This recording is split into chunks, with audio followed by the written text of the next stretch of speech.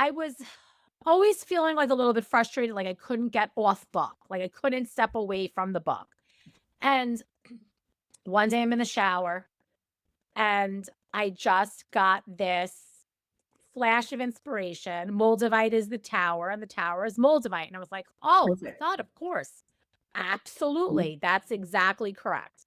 Then a couple of other correspondences came very quickly. The Empress and Chrysocolla came very quickly. The Hierophant and Peter Site came very quickly because Peter Site is like one of my favorite stones of all times. And I just like, this is really interesting. I wonder if I can develop this concept further. And literally, what felt like a blink of an eye, Amalia walked into my shop. Welcome to Big Crystal Energy, Season 3, the Veil Season. I'm Ashley, and I live at the threshold between medicine and magic, between the visible world and what waits just beyond it, between the person I present and the witch I am. I've learned something. The in-between isn't a problem to solve. It's a place of power. This season, we're exploring the veil, where Victorian women spoke for the dead, where fairies guard the crossroads, where glamour becomes armor, where you stop apologizing for being both things at once. The crystals have always known the way through. Let me show you. Welcome back, friends, to Big Crystal Energy. Today, I am joined by the amazing Dina Rosenberg, the creator of the Crystal Keys Tarot, which is a beautiful new deck illustrated by Amalia, is it Drews, and published by Wiser.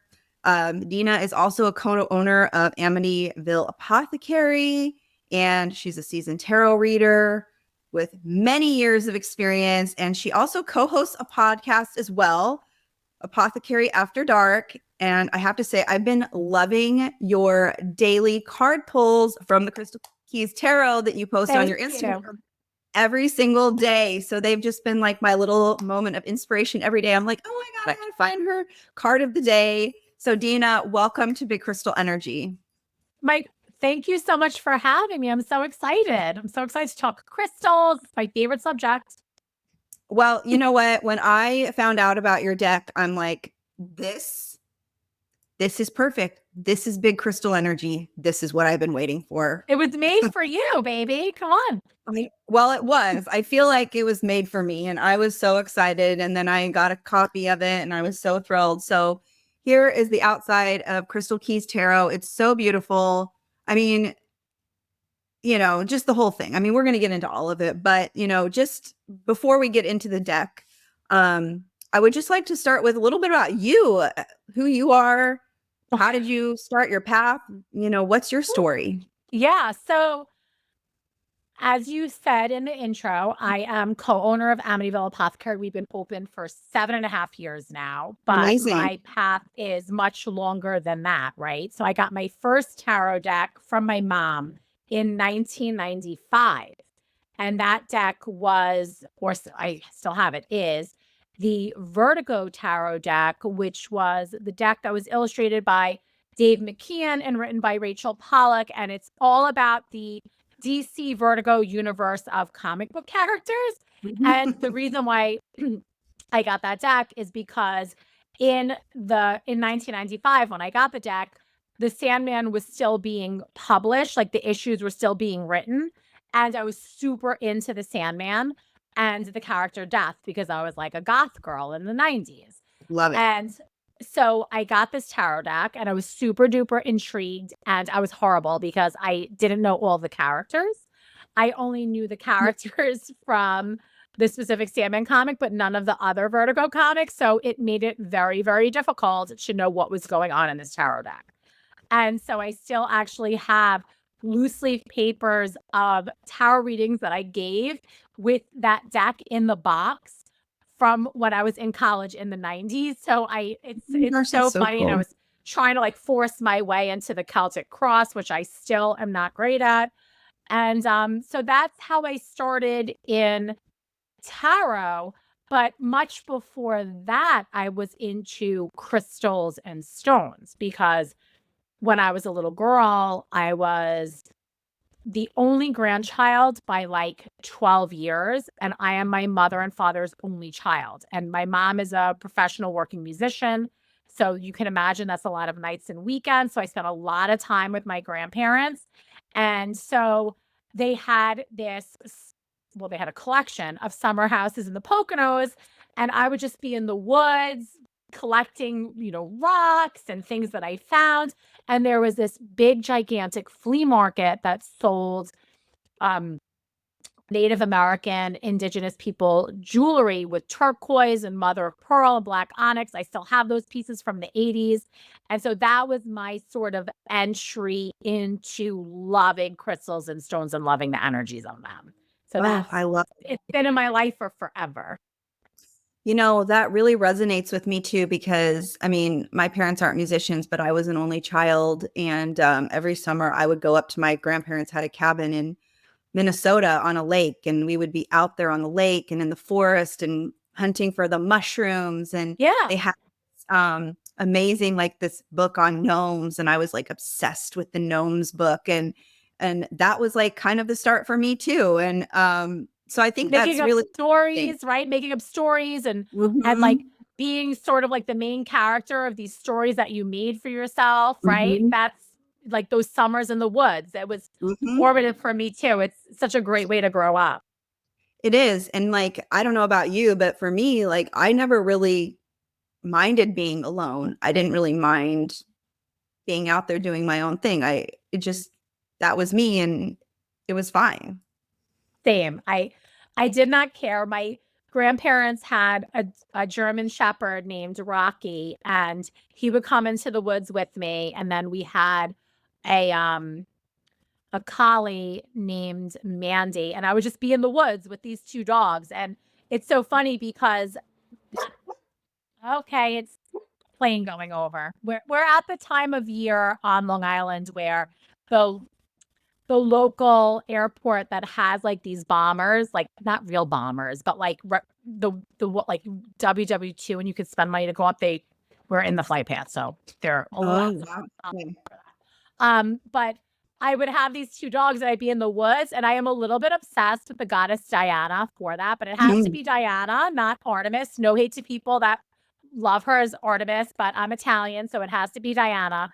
And you just heard my dog bark. Like I have two, just like those early years in the 80s when I was in the woods with my two dogs. I have two dogs now, and I am obsessed with the idea of my two dogs. I love that. Well, I'm a dog person too, so I totally get it. We'll probably have a sighting of my dog clicking and clacking around here eventually, but she's super old. Now, so you went to college in the 90s. Now, what did you go to school for? I mean, I'm just curious. Oh, so I have an undergraduate degree. I have a double major in history and political science. Okay. My history concentration is Tudor and Stuart England. And my which is very interesting, by the way, because James the First of England, who was the first Stuart, did write that whole like hunting witches book, by the way. Oh, uh-huh. And then my undergraduate concentration in political science was congressional war powers, which is like an interesting thing because like we've been talking a lot about that recently. Oh, well, Um, I'm sure. Certainly.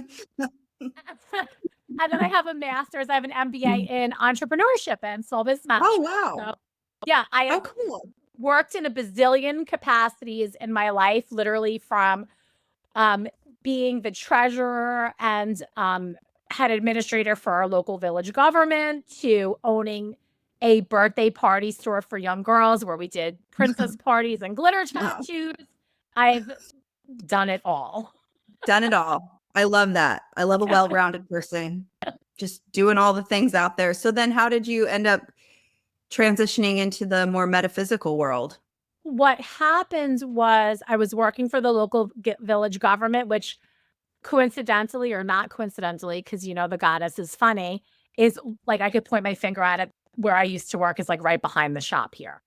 And I loved my job. not so much working for government, but I really loved helping people and helping my neighbors. And we had an election, as governments go, and my candidate did not get elected. And as governments go, I no longer had a job because my candidate did not get elected.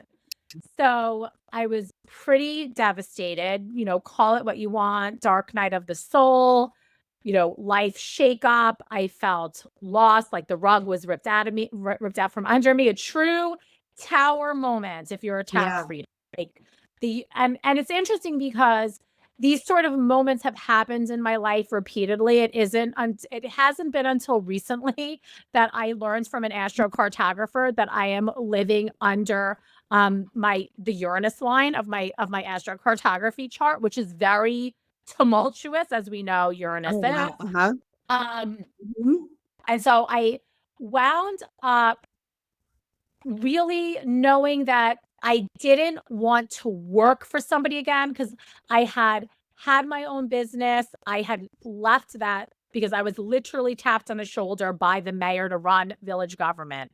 And then because my candidate didn't get elected, I now no longer had my business and no longer had my job.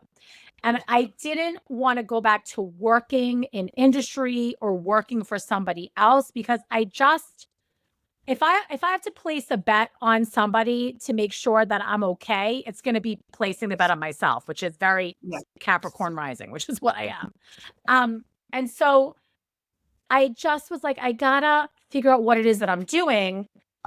But I also like was falling apart a little bit because I lost my structure. Like I said, like a real tower moment. And so I just decided to take a minute and I started um getting back into the stuff that I had put aside for a while. And Mhm. crystals and the stones were one of those things where I was like, you know what? I love these. They're beautiful. They make me feel good. And I don't really know why, but I'm just going to follow that. And that's what I did. Mhm. And I did that for a couple of years. And then this space opened up. And, Danielle, my business partner, and we have known each other. We went to college together. And so we were just like, let's do something together. And here we are 7.5 Wow, years later. that's so cool. How amazing. And then, I mean, I'm sure that like running a business like that has got to be a challenging startup and just so many things. I mean, but you'd had a business before, so I'm sure that helped. I had a business before, so I wasn't green in that respect. So, I understood like, getting insurance, setting yourself up. And I do have like that MBA, so that foundational understanding of business. So that really did give me such a good foundation to build. Absolutely. So did you train as like when you started your business, were you trained as like a crystal healer? Were you trained in some different modalities? Yes. So before we started the business, when I was sort of trying to be like, what is it that I'm doing? I started taking training with different teachers. So I, listen, as much as you could say certified in anything that's energy work, it's sort of, Yeah. but Yeah. my certification is with another energy worker who's also an author. Her name is Laurel Refke. She wrote a book called Connecting with Crystals. She lives in New York City. I had met her at a really great store that's located in upstate New York called Crystal Connection. Oh, I've heard of. And yeah, it's in an old church. It's so awesome. If Mhm. anyone is local, go visit Travis, say hey, great store. And so I drove up there. It's about 2.5, 3 hours from where I am on Long Island. And I took an introduction to crystals class with Laurel. It was a 6-hour class. And I remember I was one of 4 or 5 people in the class. And, the other people were like, we're going around the room introducing, and they're like, I'm a Reiki master. I'm a this. And I'm like, I like rocks. Like, I just like the rocks. Like, I don't know. I'm not any of those things. I'm like, I don't even know what the hell Reiki is. It sounds fancy. Anyway, so um, but anyway, now I am a Reiki practitioner. I'm level 2. That's okay. I don't need to go any further. And I have a level 1 sound professional sound certification with Satya Brat based out of India. He comes to the United States every so often. He teaches all over the world.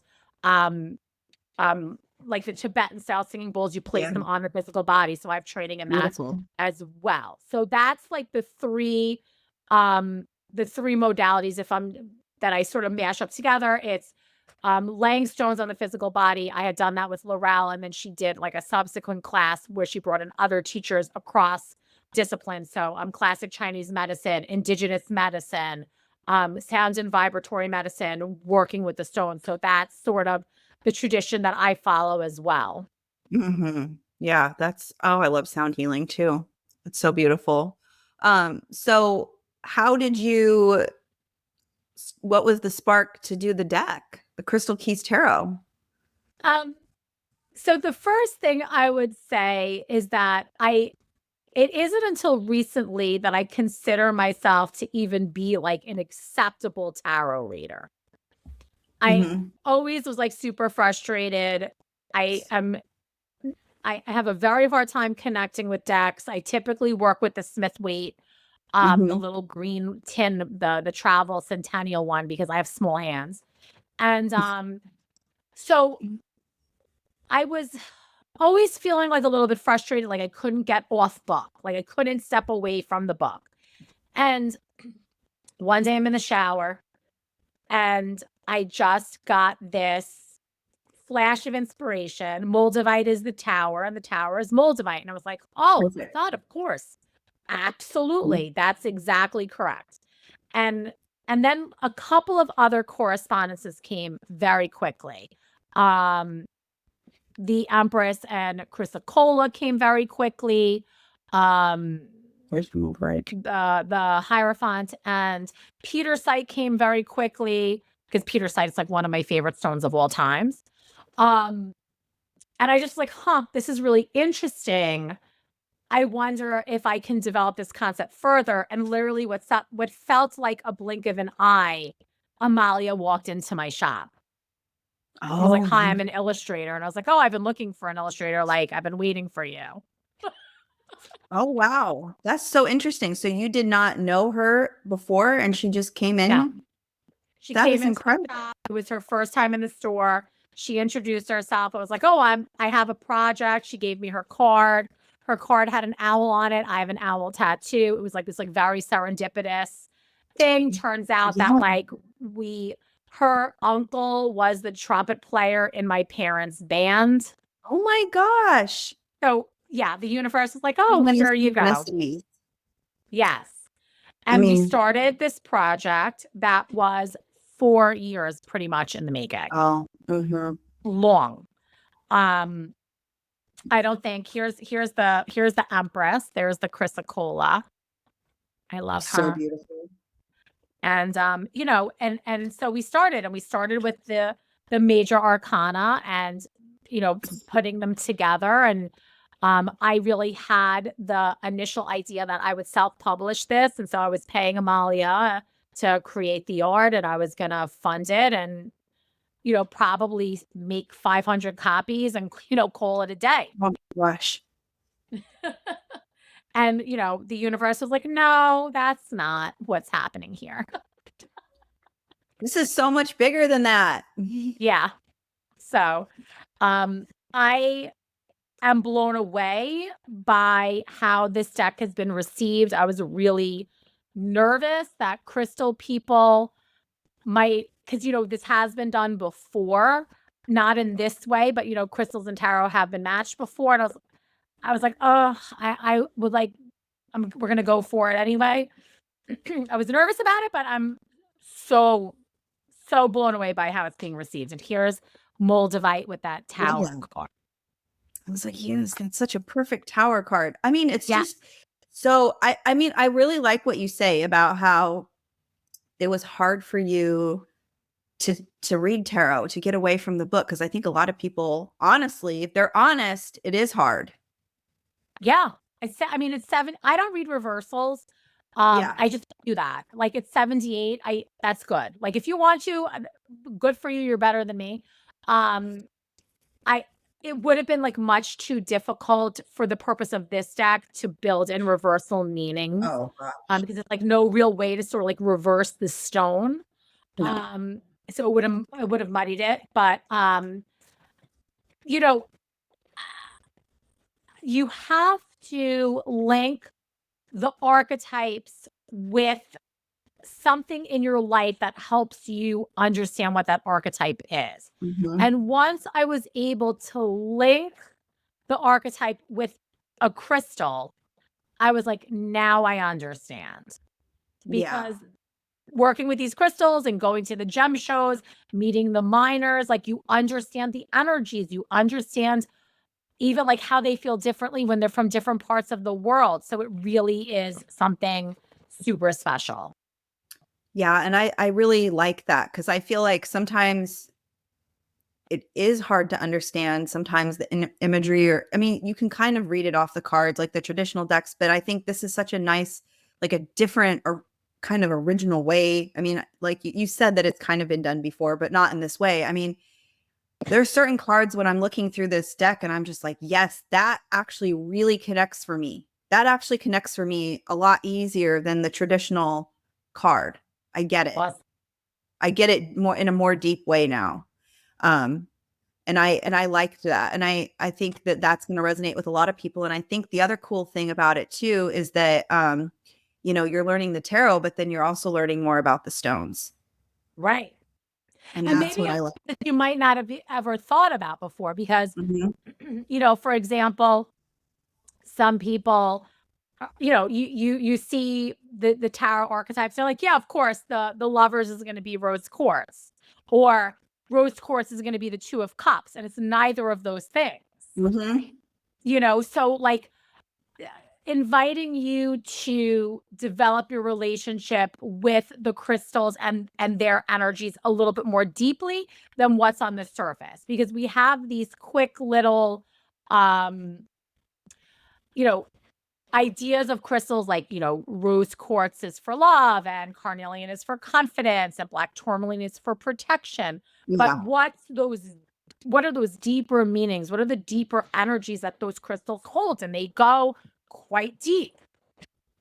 They do. And I think that, when I started a segment on this podcast on Tuesdays called The Crystal Library. And every week I go over like an in-depth on a specific stone. And we get beyond just the surface level thing of what most people know it for, and like the rose quartz is such a good example because most of the people think it's the love stone and the self-love stone. And, I was able to kind of twist that narrative a little bit to help for people to see that there's like other ways to approach that stone or approach the ideas behind it, because and also to look at like how do certain stones get their meaning too. Mm-hmm. So I mean, I think when you're out doing when you're going to the gem show and stuff, like you're getting that energy of like how those attributes are put on that stone.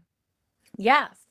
Right. And it's interesting too, because when I was like, a lot of what's went on in this deck is channeled, which is how the stones sort of got their metaphysical meanings as it is that they're channeled meanings. And we have these sort of what I would consider like the big four of the channelers would be Katrina Raphael, Melody, Judy Hall, and Robert Simmons. I would consider like the Yeah. big.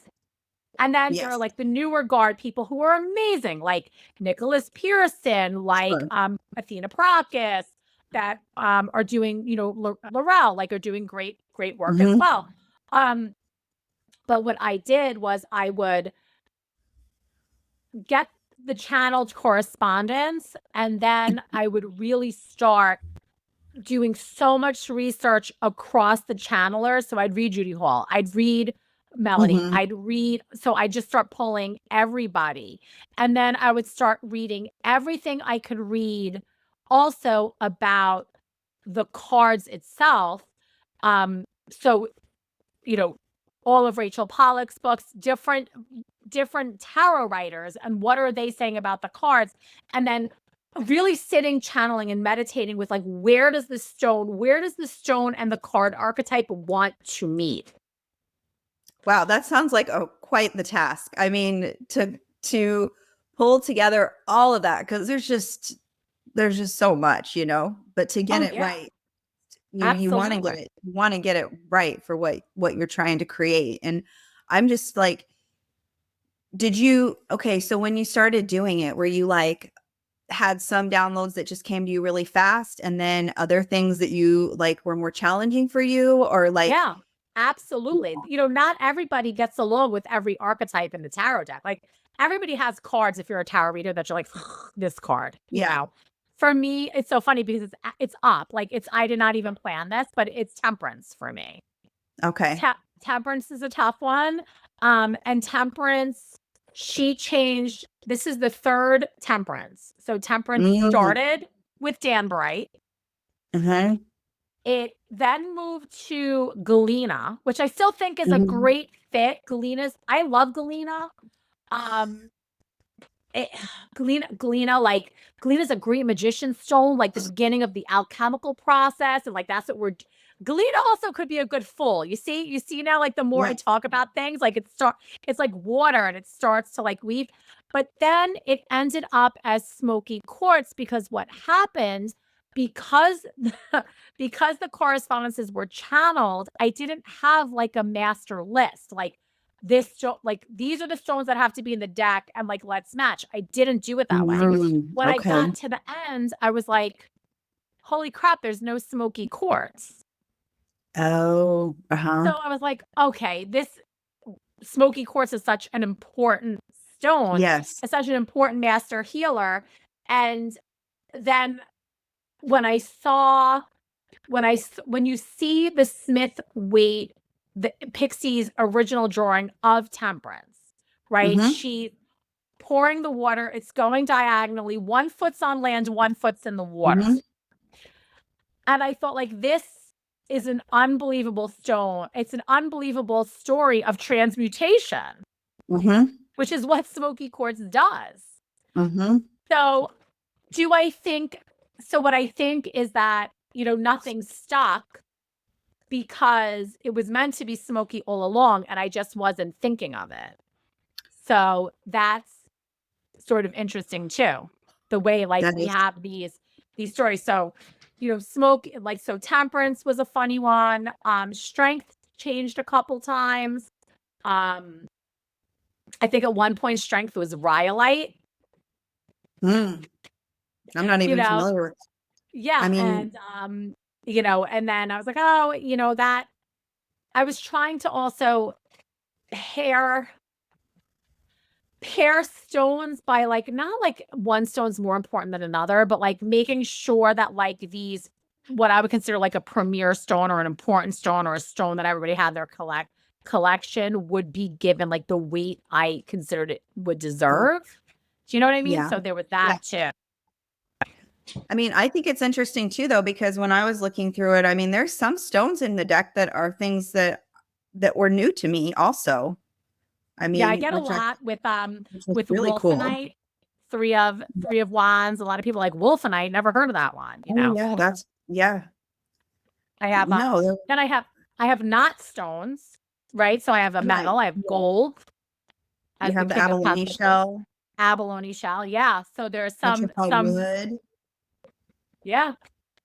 So I thought that was I thought I liked that too. I was like thinking to myself today, wow, abalone shells, like, they're kind of, I mean, they're not crystals, but they are crystal adjacent.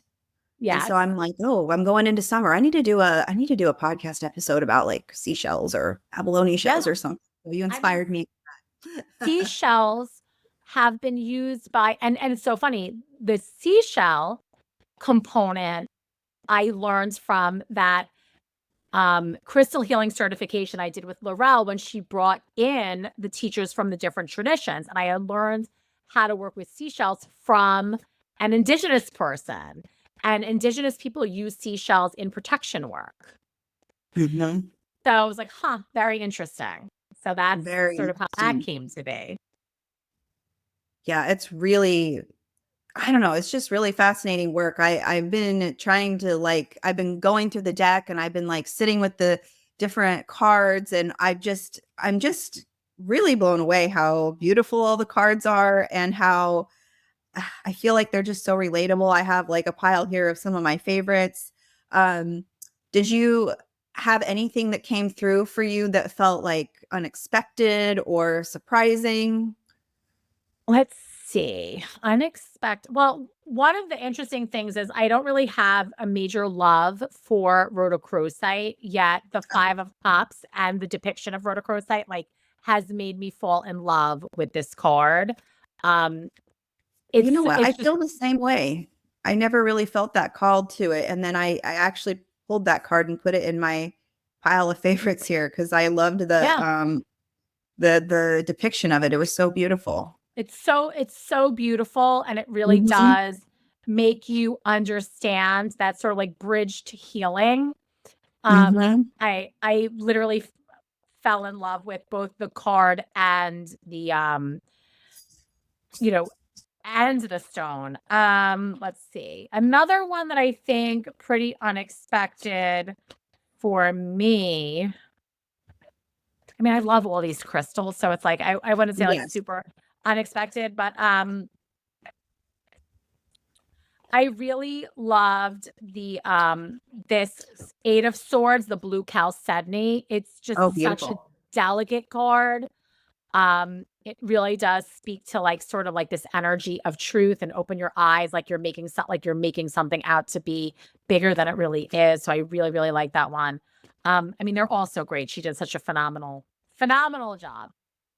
Yeah, I mean, I think that you can I mean, for me, I feel so much energy from like when you look at the card, the visual of the card just brings about so much energy. I mean, you I feel like I can feel it so deeply, like the colors Yeah. and the texture and how vibrant some of them are, and then how so like dreamy some of them are, and some of them feel so powerful. And um, Yeah.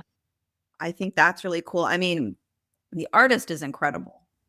She worked a lot with, a collaging concept. So there's a lot of Mhm. photos of the crystals in here, um, which is why it's so textured and true to the crystals themselves. Like even I'm looking at the Eight of Cups, which is pink opal. She has like the like sometimes like you'll get like the dendritic opal that shows up. She has that in there, which is so gorgeous. So she really just did such a fantastic job, Amalia. We would sit around my kitchen table. I would pull my crystals out for her. She would take photos of them. She'd come to the shop. She would ask me questions about, different stones. Like I have like a text thread. I saved up pretty much our entire text thread of like me like going around the store and taking pictures of, for example, golden labradorite, which a lot of people don't know what that is. So I I have didn't my know that one hand, either. yeah, with golden labradorite in my hand. Mhm. Yeah, well, so yellow and orange are the hardest, like are the least amount of stones because of the minerals that make the colors orange and yellow. So, and orange specifically. So, I don't know if you've noticed, but each of the suits sort of has a color palette. And then I talk about the color palette in the book.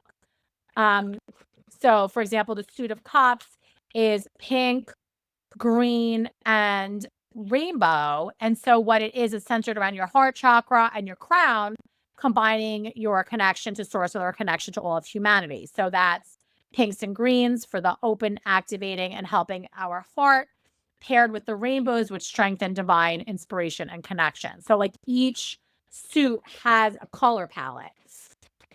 Easy in pinks and greens, super easy in blues and purples because there's like a bazillion blue and purple stones. So much harder in the wands with the reds. So the reds and oranges, you're gonna really see stones that you've not probably interfaced with before. I mean, but I love that. I mean, personally, I Yeah. love that because, we always hear about all, if you are a crystal lover, I mean, probably a lot of these you've already learned about or experienced, but it's always fun to learn something new. It And is. that's It is. exciting. And I'm so curious. So the artist, Amalia, was she someone that is she I mean, obviously she's a magical person. Yes. She's an art, but was she someone that is in the metaphysical community? I mean, did she have a relationship with stones prior to this? She did have a relationship to tarot. Um, Not so deeply with the stones, not like a trained, certified crystal energy worker or anything in that capacity. But like likes the stones, wears crystal bracelet, wears crystal jewelry. So she had sort of, experience working with crystal energy. But she's extremely open and in tune to the energies that are all around us as an artist. So I just think it was like a natural, Yeah. you know, connection for her. So you guys must have had a lot of conversation. Did you have it in your mind how you wanted certain cards to look, or did you kind of let her take the lead on that? Both. So, for example, so what we would do is she would bring her sketchbook and we would sit at my kitchen table. So some of them, like Moldavite came through very specifically. I knew that it was a Moldavite, meteor smashing into the tower. Chrysocolla, I knew it was going to be like this, like Mother Earth of like this pregnant Chrysocolla belly that came through. Um, the Hierophant Peter site came through very specifically where the teacher was in the middle and the students were around. Then so for the major arcana, we would sit around the kitchen table and we would really sort of like talk about it. She would sketch, we would look at it and see sort of what's possible. For the minor arcana, which came later, so we started with the major first and then we tackled the minor, because it took a year for me to even just like solidify the correspondences just alone. She was already working on the early correspondences like the Moldavite, the high priestess with the selenite, all of that. She was working on that. I hadn't even begun the correspondences for the minors yet. And when we got to that point, back at my kitchen table, and then trying to figure out how are we going to make this deck understandable to somebody that reads the Rider Smith-Waite system. However, remove the people out of the deck so the crystals were front and center. We also didn't want to have the deck really be gendered in a way. We wanted it to be very inclusive. So how are we going to do that? How are we going to sort of honor some of the symbols of Rider Smith-Waite, take out the people, put the crystals front and center? And that was something that she and I workshopped, and then she really honed in on how to sort of pull the specific symbols out of the cards so it would be understandable and relatable. I just hope that when people sit with this deck that they just feel all that energy that you guys put into it, because that is incredible. I mean, the amount of time and energy to put into something like this, the thought, the research, I mean, it's a lot. I mean, it turned out, I mean, I hope you're happy with the way that it turned out. You're the guy creators. I'm thrilled. When I opened the demo deck, Weiser did an incredible job of packaging it, because we didn't really have control over the packaging. The way they laid out the book, the way they laid out the package, the purple foil, like it really just, I squealed when I opened it out of the box. But it was so much work, and like the vibrancy of the printing really shows the stones off and the artwork off like so incredibly. I couldn't be more thrilled, honestly, with how it turned out. I mean, it's really, I feel like it's definitely one of my favorite decks now. Like, Thank aside you. from all these decks, I have a collection of decks. A lot of decks I don't even use. I just like them because they're kind of fun, Yeah.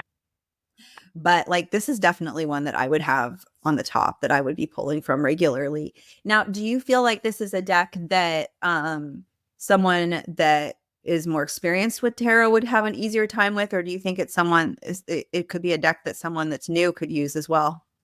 I think either or. I do think, listen, tarot is intimidating. It's an intimidating Yes. system, and it's something that you learn over your life, and your understanding and your relationship to the cards and the archetypes changes as you live. So it's important that you have this relationship with the cards, because you're going to give meaning to it as well. It's sort of like a template, but it's reciprocal. And crystals are sort of the same way. The relationship that you have with crystals and stones that you work with does change over time. And I think the relationship that the stones have with human beings as we change and grow also changes over time. Like, I think the Moldavite of today isn't as strong as the Moldavite of 15 years ago. At least in my experience. And so I think if somebody has an open mind and they're willing to be a student and they're patient, if they are a novice, the book is written. I wrote it in a way it's approachable. It has a lot of anecdotes from my life. I was very honest in the book. So you can start to pair your own anecdotes with the cards. I think that's also really important too. When we get into, say, for example, a more difficult card, like I have the Ten of Swords on the top, which is hematite. We talk about these times in our lives, and you have to maybe like come up with your own that sort of fits in. And then when you see it, you'll sort of understand. Mm-hmm. Yeah, you have a great, I mean, the book that comes with it is really great. I mean, it's really lovely to look at. It's really nice. I love how you have just kind of like this little kind of like little one line right there. That's kind of nice. I love that. Yeah. I mean, I feel like to me, it feels very like an intuitive deck, but I know about stones too, but I feel like if you're someone that's really wanting to learn about crystals too, it would be a really cool way to kind of learn about both at the same time. Absolutely. Is there a card in the deck that you feel extra proud of or extra connected to? I really so I would say the card that really connects to me personally, and this is it's completely coincidental, but that would be the Queen of Swords, which is on the cover. Oh, that's coincidental? Really? I did not pick this. Wiser picked this. We did not design the box.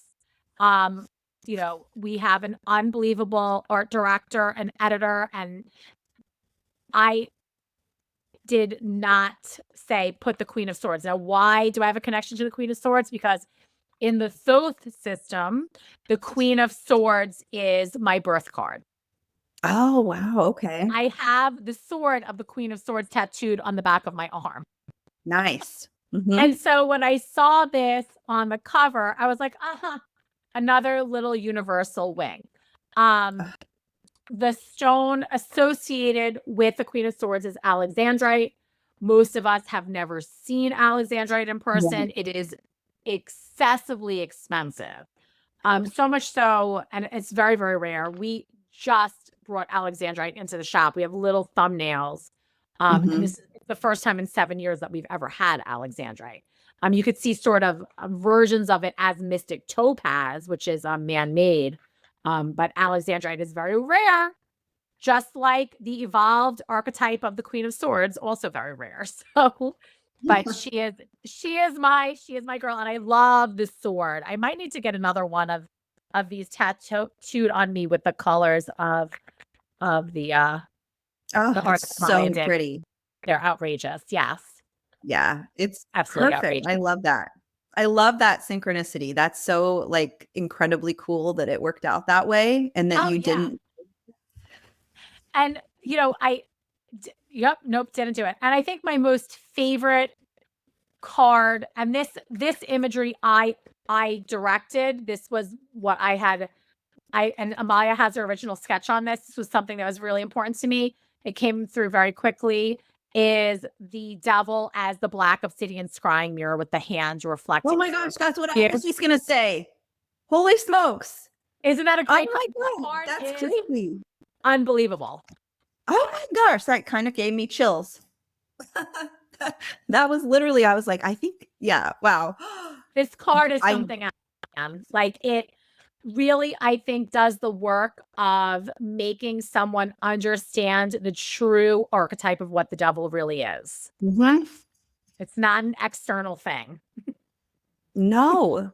I was sitting there and I was looking through it and I was like, even this morning I was reflecting, and I went to look at the devil card with the black obsidian, and I was just like, there's something so incredible. I have a little black obsidian scrying mirror that I like, and it's just always that, I don't know, there's just something about it. It feels so deep, and like, so like you're really just like reflecting on yourself and like what you Yep. have going on in you, and what are your, what is brewing inside of you that's, causing you issues or whatever. And I mean, I personally don't really, I guess I don't really believe in the devil in like the traditional sense of like how most people probably think about it.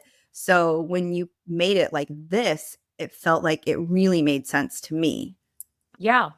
I I think sometimes, so it's really interesting because I think the devil is a gigantic obvious departure from the Rider Smith Waite original art, as Hmm. is judgment, which is the Hmm. Septarian egg.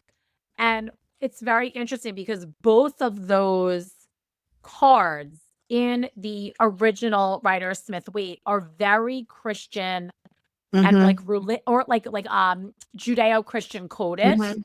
And Hmm. I think maybe that's why some people have issue with them, because Hmm. of like the loaded imagery Hmm. brings up subconscious meaning that you might be wrestling with. So we really did take that away from both the devil and judgment. So like it's not there.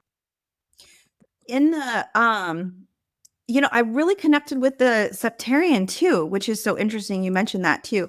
Inside of the egg, what is that? It's a dragon. It's the dragon inside the egg. Okay, It's because a I was little like, dragon. Yeah, okay, a because little first you dragon. said, okay, I just wanted to make sure it was like the little dragon egg, because then it was like kind of looked a little bit swirly, and I'm like, that's not a snake, is it? But Yeah, yes, it's, I mean, little. as I do love a serpent, don't threaten me with a good time, but it is Oh yeah, no, I mean, I got a whole wall of snakes behind me, so. love. But it is, so it's a dragon. So in the book, and I'm gonna open it up so I don't butcher the story, but I did some research on this. So the name Septarian comes from the Latin septum, referring to the stone's internal cracks and partitions that create the patterns. And we work with Septarian to honor our own cracks. There is a legend that the Malagasy of Madagascar, where Septarian is found, believes Septarian were dragon eggs. They believed that when dragons were ready to die, they would fly into the sea and eventually fossilize, turning into Septarian. Thus, Septarian is a stone of personal transformation and personal power, of honoring the totality, your journey, and all the experiences that have formed you. It reminds you that what you may view as damage and scars are really gifts that have brought you to this very moment. Oh, that's beautiful. So that's, Septarian, they're so cool. they're gorgeous. We have Yes. gotten some, I don't have any right now, but we have these huge, gigantic ones with like the puzzle that you could open and then see inside of it, just like this. Amalia did just, again, another fantastic job of really getting all of that texture into the art that she did. But Yeah, this it's is another stunner. so beautiful. So if listeners take one thing away from the Crystal Keys Tarot, what do you most hope that they feel or experience from this deck? I hope that they feel that the deck is honest, that they could get an Mhm. honest reading, that they will understand the message that the cards are trying to tell them. Because sometimes, you'll do a reading for yourself and you're like, I don't know, like I'm just going to keep pulling. I'm not sure what it's trying to say to me. What I've heard is that the deck is honest and sassy. I am a little bit honest and sassy, so maybe it's no Me coincidence. too. Um, so I hope that the deck is honest to you. I hope you are able to gain clarity from it. And I hope you're able to develop your relationship to both the tarot archetypes and the stones in a way that feels comfortable to you and meaningful on your sort of journey into your spirituality and whatever that means to you. Yeah, no, that's great. I feel like it's very honest. I feel like there's just, I mean, I haven't had it that long. I got it well, me and my family were gone all through March, and then it was there waiting for me when we came home from the airport. It was in my mailbox, and I was So good. so, and I was like, so I haven't had it very long, maybe just a little bit over a week, but I've just really been enjoying it, and I feel like people will get that sense from it.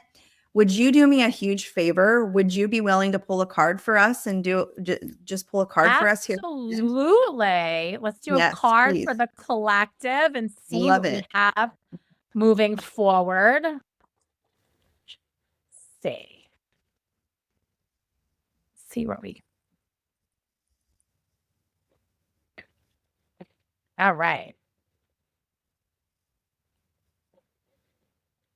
So, okay. So we have, as we're heading into summer, we have the Chariot, which is carnelian. Now, My favorite. carnelian.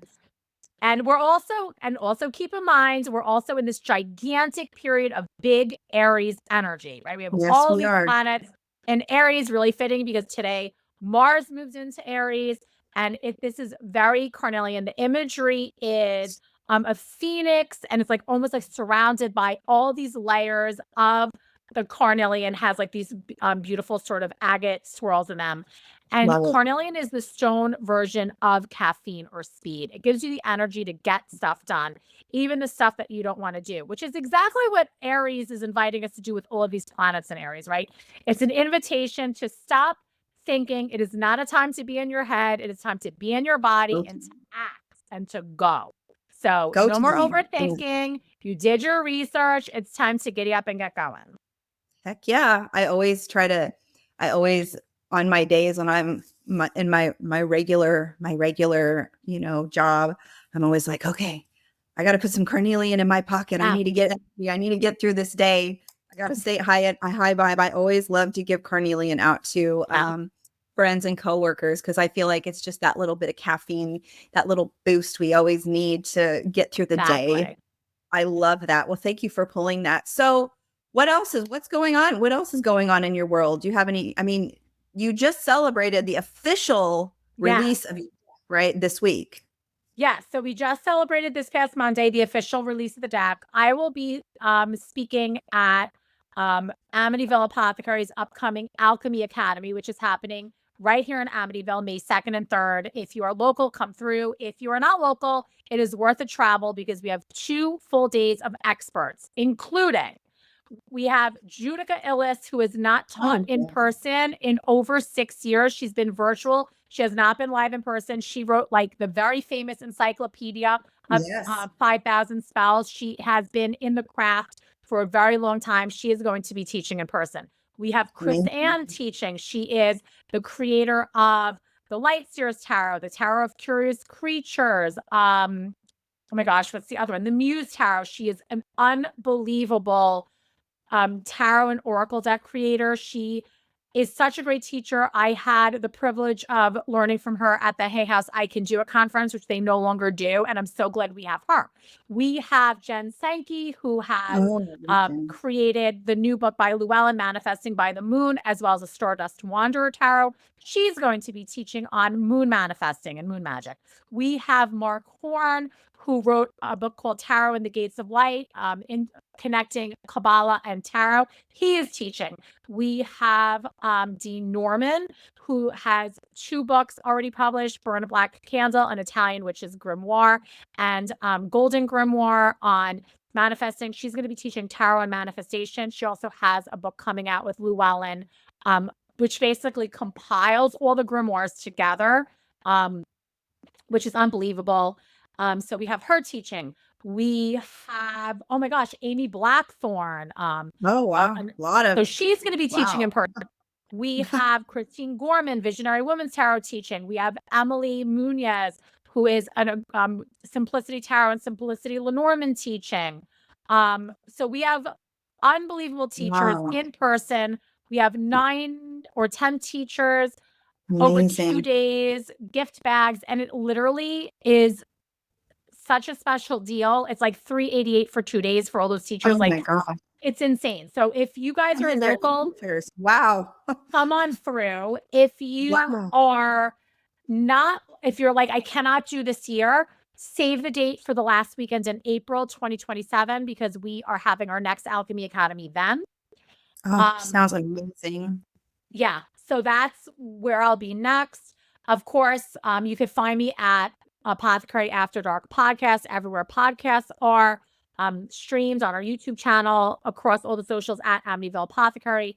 We also do a live sale on Instagram every single Friday night from 8:30 to 11:30 p.m. We do 15% off all our new crystals. We are actually still unboxing and releasing our Tucson finds. Like we bought, Oh I think, like gosh, how fun. 1,700 pounds of stuff home from Oh my Tucson. gosh. We're still going through all that and selling that. And we just laugh and do giveaways, and we have built such a great community on our Friday Night Live sale that's been going on. Sounds so amazing and fun. Yeah, we have so much fun. So that's me. Oh my gosh, Dina, I think you're living my dream. I have a great life. I'm not a beautiful complaining. community and all these cool things going on. It sounds so lovely. It does. It really sounds cool. It is the best fun. I mean, pinch me. I get to hang out with like the people that are my superheroes. I get to have my deck published by the same place that has, Rachel Pollack's books. It's so like, cool. what are we doing? Is this even real life? What's happening here? This is so cool. Like, it doesn't get any better than that, let me tell you. Well, I'm honored because I've gotten to meet, some pretty cool people in the community, and I've only been doing my podcast a couple of years. And so it's been really wonderful that I've gotten people like yourself to come on, because you all are very inspiring to me. I mean, I'm a mom. I do orthopedic surgery by day. So I'm just my gosh. Okay. Yeah. It's like, but I feel very called to do this work too. So, I just do it all. Listen, that's how it works. A lot of people come in and ask, like, how do we do this? How do we change our lives? And you sort of literally burn the candles at both ends until you give up one side up. And that's how it's done. Absolutely. That's how it's done. I mean, I just keep my friends are like, oh my gosh, how do you keep going? How do you do it? Well, because I have my regular job, which I have to go to because I unfortunately have a very expensive lifestyle. And I like to do a lot of things, but I also have this great passion, and it doesn't feel like work because it's so enjoyable, and I'm learning so many things. I'm meeting the most fabulous, wonderful, generous, nice, magical people I could ever imagine, and it's lovely. Well, anyway, Dina, thank you so much for joining me on Big Crystal Energy. I cannot wait for everyone to get your deck and for it to be out in the world. Thank you so much. This has been such a conversation. Really appreciate it. If you ever want to talk crystals again, well, I do. You know where to find me. Want to get out your way. I love coming to the East Coast. I've never been to Long Island. My husband's from Staten Island. Staten, Italy. What? I said Staten, Italy. Yeah. So we always love going to the East Coast. We love going to New York. So I'll have to come check out your part of the woods the next time we're out in the East Coast. I'm telling you, come the last weekends in April. Oh my gosh. I'm going to put that on my calendar because there's going to be somebody really good that you're going to want to hear from. I'm just saying. I know there is. Your lineup this year, I'm like, oh man, now I'm having FOMO. Yeah. Like so what we do is we line up everybody for the most part before the next year. So like we'll have it released at this year's Alchemy Academy. Okay. So we have 4 contracts back, and I think 4 or 5 more to get. So yeah, it's coming. Okay. It's coming along very nicely. I'm just saying. Okay. Count me in. I'm going to write it down. I'm going to make sure that I have that time available. It's a good time of year for me to travel. I don't usually have much going on at the end of April. So, all right, Dina, you have an amazing rest of your day. And thank you. You too, my dear. It was so great talking to you. Oh, hi. Bye. Thank you so much for spending this time at the threshold with me. If you want to go deeper, follow me on Instagram at mystical.mama.ash, where I share daily crystal magic, and behind the scenes of this liminal life. You can also find resources, previous episodes, and ways to work with me at bigcrystalenergy.com. We're also on YouTube at Big Crystal Energy Podcast. And if this episode resonated with you, please rate it and review it and share it with a friend that you think would connect with it. It would mean so much to me in helping build this beautiful community of other magical friends and crystal workers. Thank you so much. Until next time, bye.